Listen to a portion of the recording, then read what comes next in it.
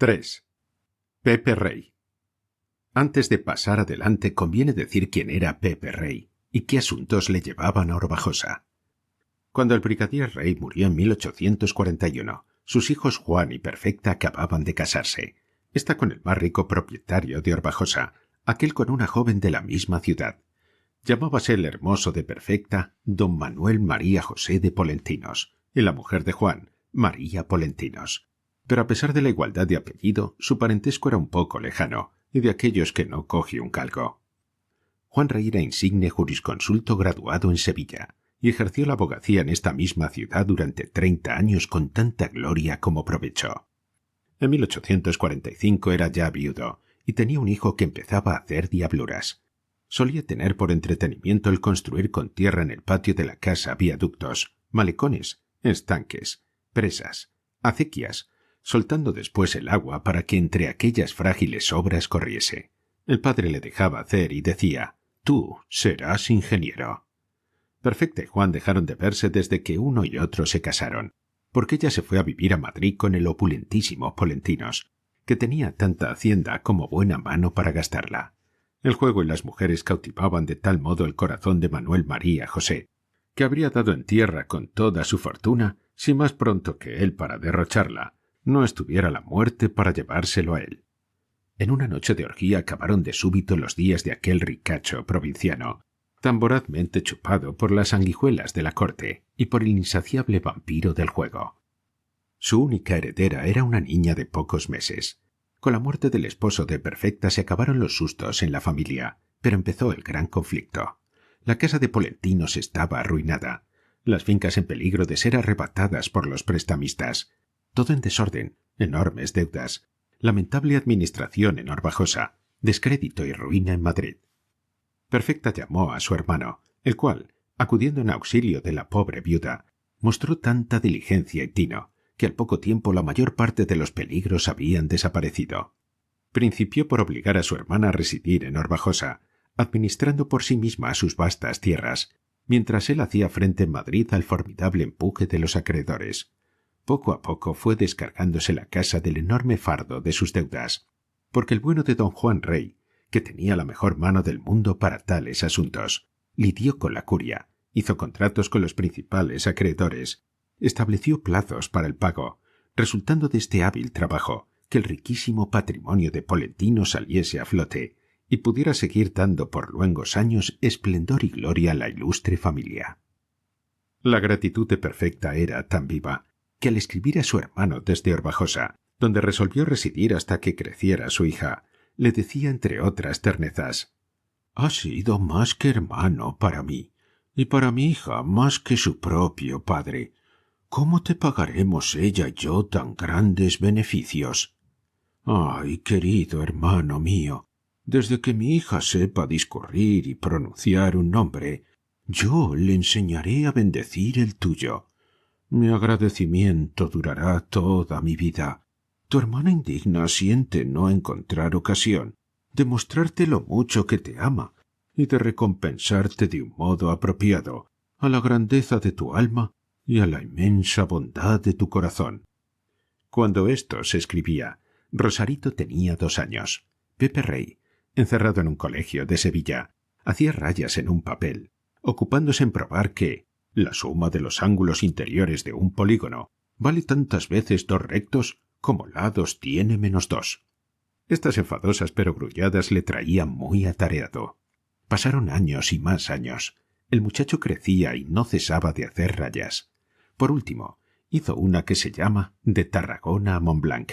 Su primer juguete formal fue el puente de 120 metros sobre el río Francolí. Durante mucho tiempo doña Perfecta siguió viviendo en Orbajosa. Su hermano no salió de Sevilla. Pasaron no pocos años sin que uno y otro se vieran. Una carta trimestral, tan puntualmente escrita como puntualmente contestada, ponía en comunicación aquellos 2 corazones, cuya ternura ni el tiempo ni la distancia podían enfriar. En 1870, cuando don Juan Rey, satisfecho de haber desempeñado bien su misión en la sociedad, se retiró a vivir en su hermosa casa de Puerto Real, Pepe, que ya había trabajado algunos años en las obras de varias poderosas compañías constructoras, emprendió un viaje de estudio a Alemania e Inglaterra. La fortuna de su padre, tan grande como puede serlo en España, la que solo tiene por origen un honrado bufete, le permitía librarse en breves periodos del yugo del trabajo material. Hombre de elevadas ideas y de inmenso amor a la ciencia, hallaba su más puro goce en la observación y estudio de los prodigios con que el genio del siglo sabe cooperar a la cultura y bienestar físico y perfeccionamiento moral del hombre.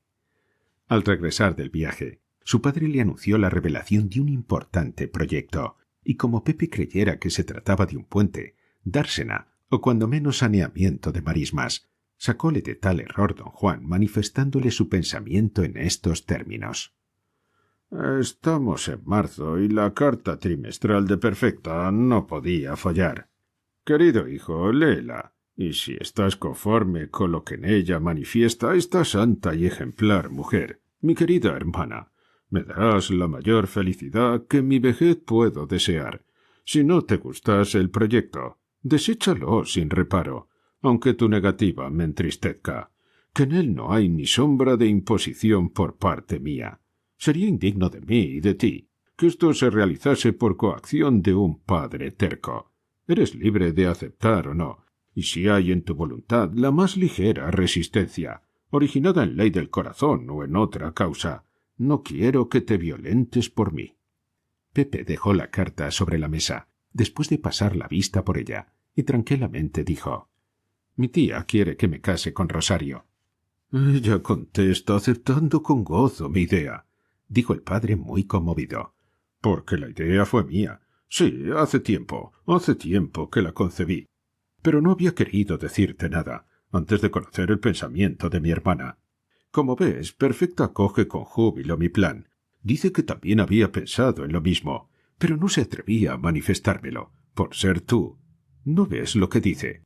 Por ser tú un joven de singularísimo mérito, y su hija una joven aldeana, educada sin brillantez, ni mundanales atractivos. Así mismo lo dice. Pobre hermana mía, qué buena es. Veo que no te enfadas. Veo que no te parece absurdo este proyecto mío, algo parecido a la previsión oficiosa de los padres de antaño que casaban a sus hijos sin consultárselo, y las más veces haciendo uniones disparatadas y prematuras. Dios quiera que ésta sea, o prometa ser de las más felices. Es verdad que no conoces a mi sobrina, pero tú y yo tenemos noticias de su virtud, de su discreción, de su modestia y noble sencillez.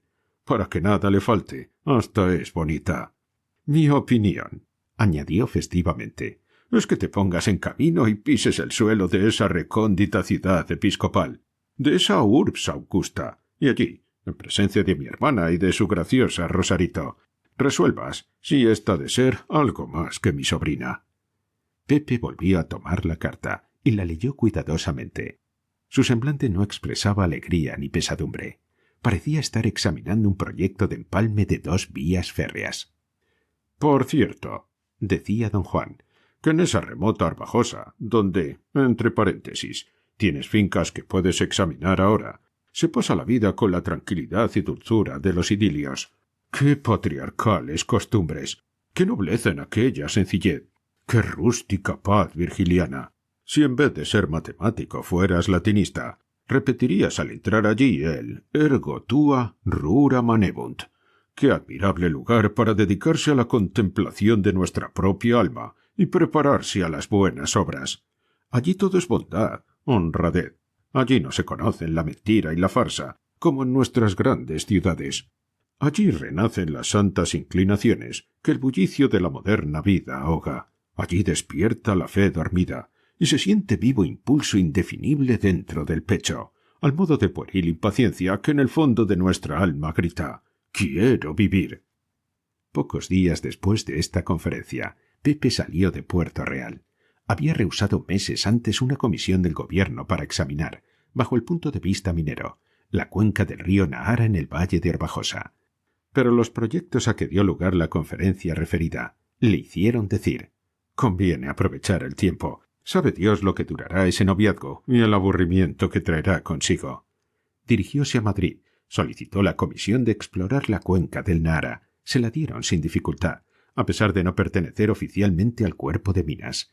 Púsose luego en marcha, y después de transbordar un par de veces, El tren mixto número 65 le llevó, como se ha visto, a los amorosos brazos del tío Licurgo. Frisaba la edad de este excelente joven en los 34 años. Era de complexión fuerte y un tanto hercúlea, con rara perfección formado, y tan arrogante, que si llevara uniforme militar ofrecería el más guerrero aspecto y talle que puede imaginarse. Rubios el cabello y la barba, no tenía en su rostro la flemática imperturbabilidad de los sajones, sino por el contrario, una viveza tal que sus ojos parecían negros sin serlo. Su persona bien podía pasar por un hermoso y acabado símbolo, y si fuera estatua, el escultor habría grabado en el pedestal estas palabras: inteligencia, fuerza.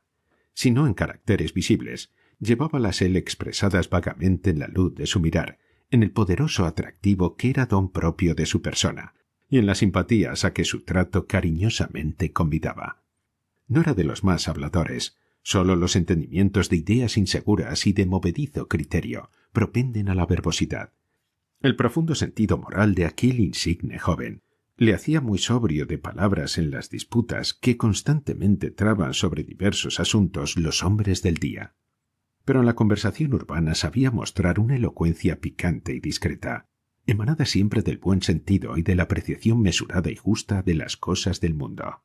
No admitía falsedades y mistificaciones, ni esos retruécanos del pensamiento con que se divierten algunas inteligencias impregnadas del congorismo. Y para volver por los fueros de la realidad, Pepe Rey solía emplear a veces, no siempre con comedimiento, las armas de la burla. Esto casi era un defecto a los ojos de gran número de personas que le estimaban, porque parecía un poco irrespetuoso en presencia de multitud de hechos comunes en el mundo y admitidos por todos.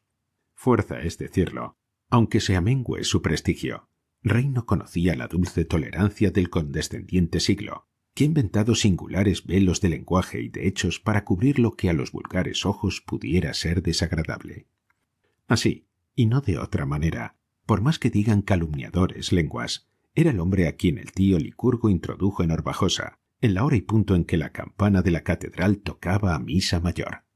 Luego que uno y otro, atisbando por encima de los bardales, vieron a la niña y al penitenciario y la veloz corrida de aquella hacia la casa, picaron sus caballerías para entrar en la calle real, donde gran número de vagos se detenían para mirar al viajero, como extraño huésped intruso de la patriarcal ciudad. Torciendo luego a la derecha, en dirección a la catedral, cuya corpulenta fábrica dominaba todo el pueblo, tomaron la calle del Condestable, en la cual, por ser estrecha y empedrada, retumbaban con estridente sonsonete las herraduras, alarmando al vecindario que por ventanas y balcones se mostraba, para satisfacer su curiosidad. Abríanse con singular chasquido las celosías, y caras diversas, casi todas de hembra, asomaban arriba y abajo. Cuando Pepe Rey llegó al arquitectónico umbral de la casa de Polentinos, ya se habían hecho multitud de comentarios diversos sobre su figura.